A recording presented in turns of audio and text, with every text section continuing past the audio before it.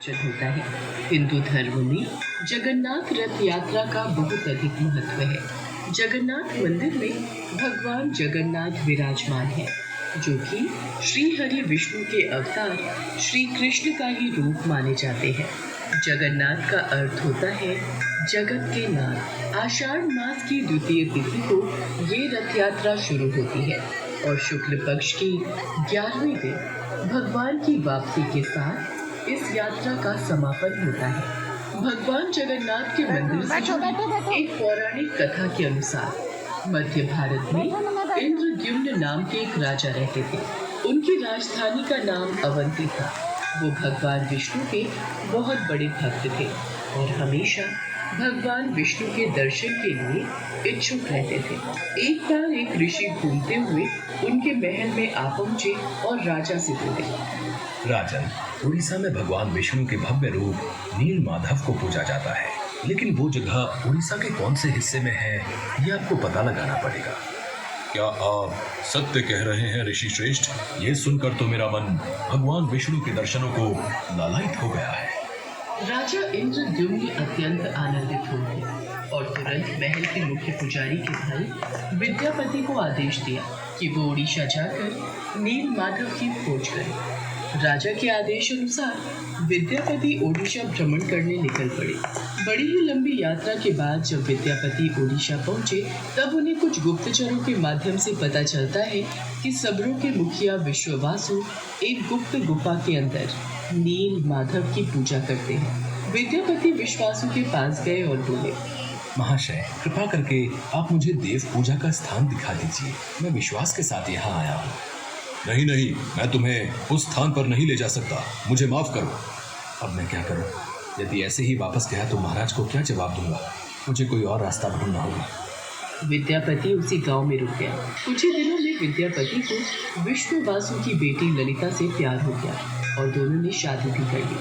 शादी के कुछ दिन बाद विद्यापति ने अपनी पत्नी से कहा, ललिता, सुनो, क्या तुम नील माधव की सिर्फ एक झलक दिखाने के लिए अपने पिता से कह सकती हो? तुम्हारे पिता तुम्हारी बात नहीं टालेंगे।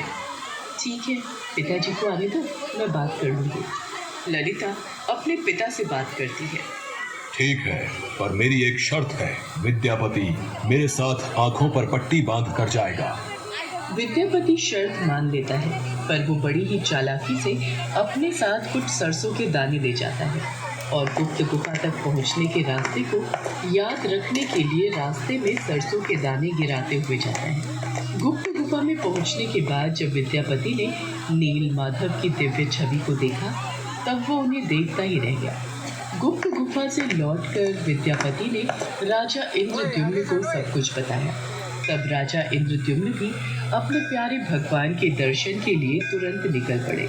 लेकिन जब राजा इंद्रद्युम्न विद्यापति के साथ गुप्त गुफा में पहुंचे, तब उन्हें वहां कुछ नहीं दिखा। नील माधव अंतर्धान हो चुके थे। यहाँ पर तो कुछ भी नहीं है। प्रभु कहाँ गए? महाराज, मैंने यही उनके दर्शन किए थे, पर अब वो यहाँ से अंतर्ध्यान हो गए हैं।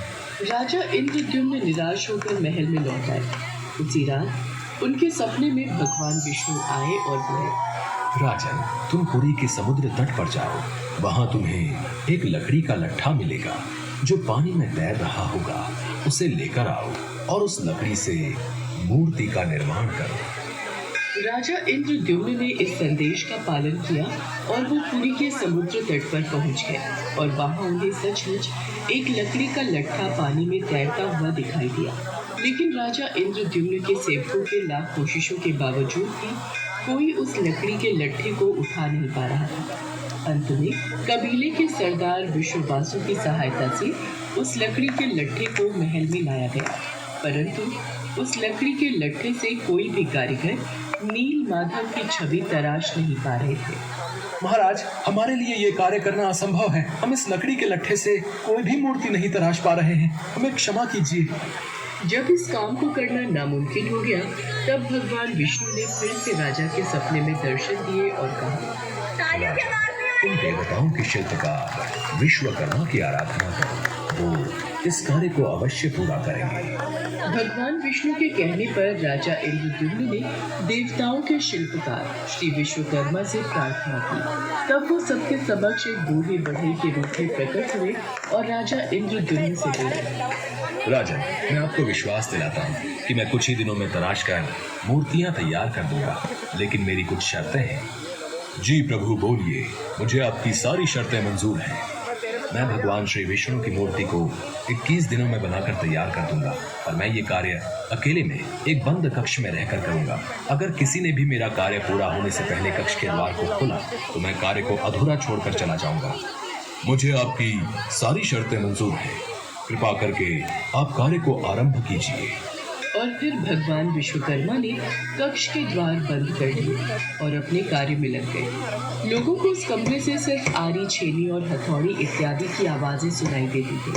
लेकिन 15 दिनों बाद जब रानी गुंडिचा को कमरे से कोई भी आवाज सुनाई नहीं दी, तब वो घबरा गई और राजा इंद्रद्युम्न से बोली, महाराज, जिस कक्ष में मूर्ति बनाने का कार्य चल रहा है वहाँ से कोई भी आवाज नहीं आ रही है। कहीं वह बूढ़ा कारीगर भूख प्यास के कारण मर तो नहीं गया? आप एक बार कक्ष को खोलकर देख तो लीजिए, कहीं हमारे सिर कोई पाप न लग जाए। पर महारानी, हमें उन्होंने यही शर्त रखी थी कि 21 दिन से पहले उस कक्ष का द्वार न खोला जाए। कहीं कोई अनहोनी हो गई तो? महाराज, ऐसे भी तो हम चिंता में हैं। कक्ष को खोले बिना कुछ पता नहीं चलेगा। रानी गुंडिचा ने राजा इंद्रद्युम्न से कक्ष का द्वार खोलने की जिद की। आखिर में कक्ष के द्वार को खोला गया और राजा इंद्रद्युम्न के ऐसा करते ही वो बूढ़ा कारीगर बने भगवान विश्वकर्मा गायब हो गए और अपने पीछे आधी बनी 3 मूर्ति छोड़कर।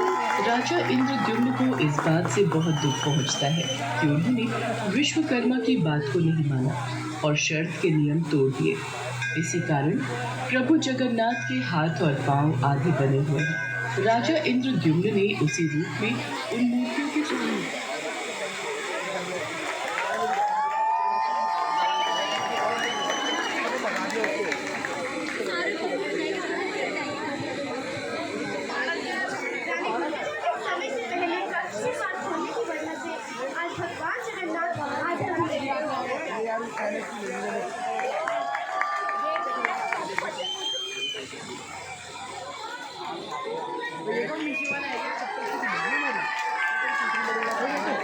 चप्पल गायब है।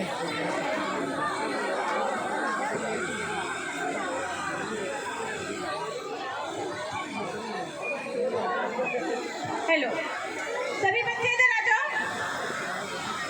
आ जाओ ना सारे बच्चे। बच्चे बुला रहे हो।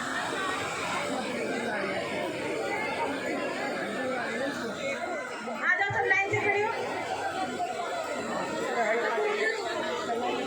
हेलो, देखो कितना सुंदर इन बच्चों ने इतना भव्य प्रोग्राम किया है और तालियां तो बिल्कुल कम है। बिल्कुल मजा नहीं आया। तालियां, तालियां, जोरदार तालियां। देखो कितने छोटे छोटे बच्चे कैसे आपके सामने इतना सुंदर भगवान जगन्नाथ कैसे आधे अधूरे रह गए, पूरा इनके सामने नाटक आपके सामने रखा है इन्होंने। बहुत सुंदर।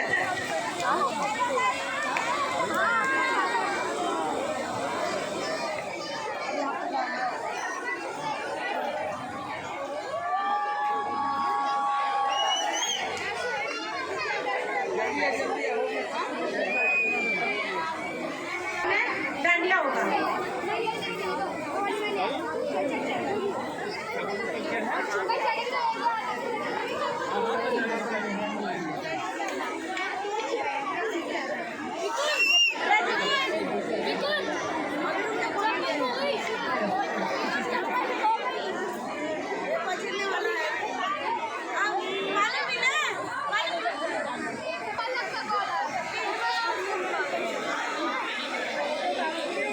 नहीं, वहाँ उतर है।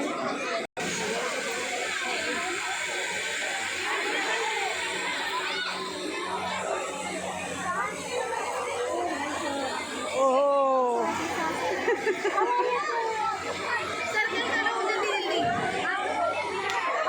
अभी होएगा यहाँ पे डांडिया का प्रोग्राम और इतनी गर्मी है।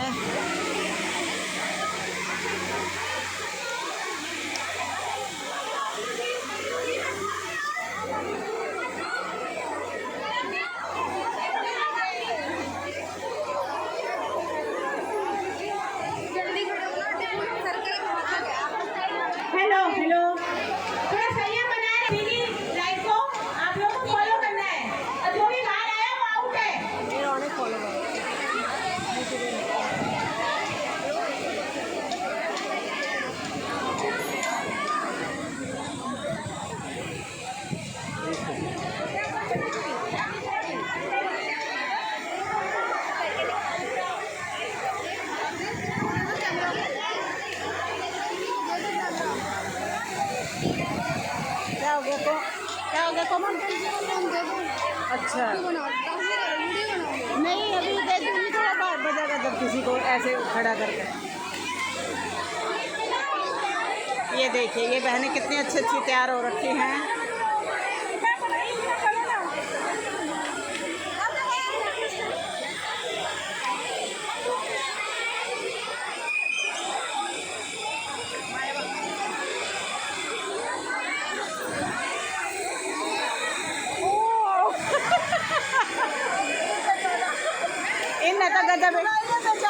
इन्हें तो गजब ढा रखा है जोड़ी ने तो।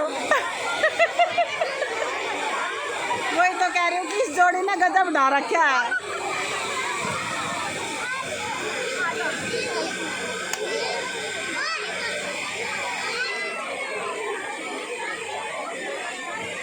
फोटो भी कर दी। कहीं तैयार होकर जाना पड़ेगा, नहीं जोड़ी दोहराना पड़ेगा।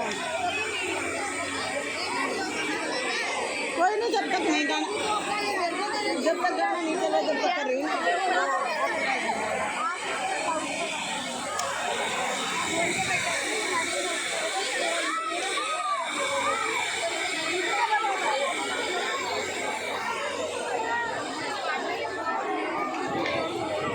है गर्मी है गर्मी।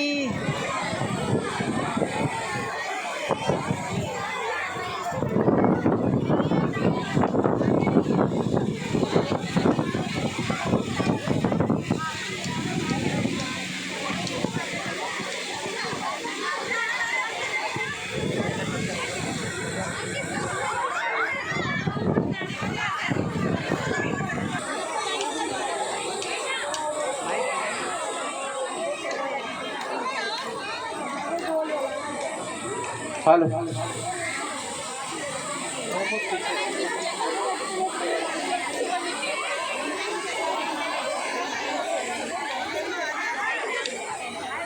हेलो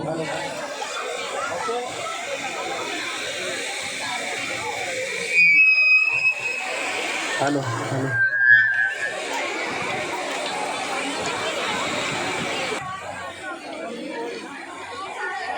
अनीता और लंगड़ी भी आई हैं, उन्हें भी डांस करना साढ़े नाल।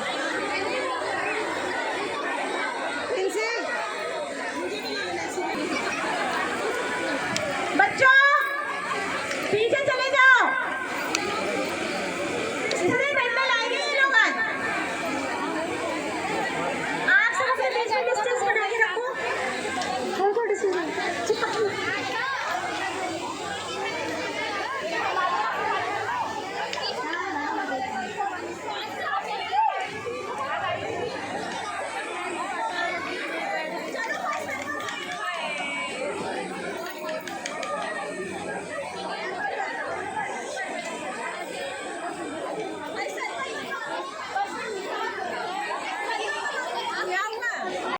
और ये है हमारी डांस टीचर सुनीता, जो कि मेरी एकेडमी में यानी बबली डांस एकेडमी में डांस सिखाती है ये। और ये है बबीता जी। आज हम आए हैं मंगलापुरी डीडीए सोसाइटी में, प्रोग्राम था हमारा।